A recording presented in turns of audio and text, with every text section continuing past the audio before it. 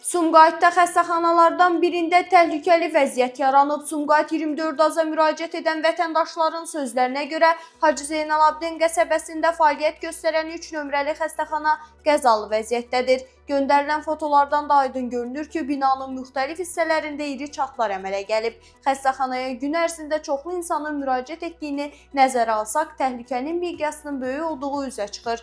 Şikayətçilərin məlumatına əsasən məsələ ilə bağlı Sumqayıt Tibb Mərkəzinə müraciət etməyə çalışsalar da problemlərini aidiyyatı şəxslərə çatdıra bilməyiblər. Vəziyyəti Sumqayıt Tibb Mərkəzinin direktoruna çatdırmaq üçün gedirik. Qapıda mühafizəçi deyir ki, müavinlər yoxdur, direktor isə məşğuldur. Gərək başımıza uçsun, altında qalaq, ondan sonra tədbir görülsün deyə vətəndaş narazılığını ifadə edib. Şikayətçilər aidiyyatı qurumlardan xəstəxanaya baxış keçirilməsini, təhlükəsizlik tədbirlərinin görülməsini və problemin aradan qaldırılmasını tələb edirlər. Qeyd edək ki, məsələ ilə bağlı aidiyyatı qurumlara sorğu ünvanlanıb.